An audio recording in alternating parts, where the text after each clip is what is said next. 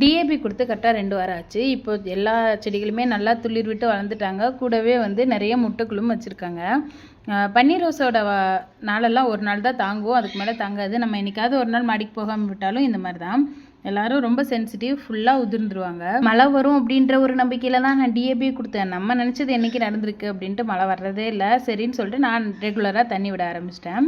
இது தவிர பார்த்திங்கன்னா இனி சம்மர் டைம் கொஞ்சம் மூடாக்கு போடணும். எல்லா தொட்டிகளுக்குமே வந்து தேங்காய் நாயர் கழிவுகளும் கூடவே வெங்காயத்தோல், இந்த பூண்டு தோல் எல்லாமே காய வச்சு போடுற பிளான் வந்து அடுத்தது நடக்கும். ஸோ நம்ம சேனலை தொடர்ந்து பாருங்கள்.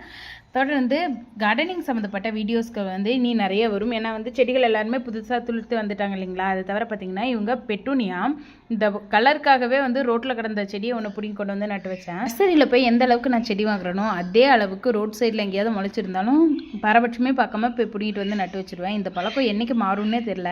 பரவாயில்ல, ரோட் சைடில் இருந்து வாடி போகிறதுக்கு என்னோட தோட்டத்தில் வந்து கொஞ்சம் தலைமுறையாக நீடித்து வளரட்டும் அப்படின்ற ஒரு நல்லெண்ணம் தான். இந்த முறை பார்த்திங்கன்னா செம்பருத்தி பூ, நித்திய கல்யாணி, தம்பட்டை அவரையோட பூன்னு சொல்லிட்டு நிறைய பூக்களை இன்றைக்கி கார்டனில் பார்த்தாச்சு. நம்ம இன்னொரு வீடியோவில் பார்க்கலாம். பாய்.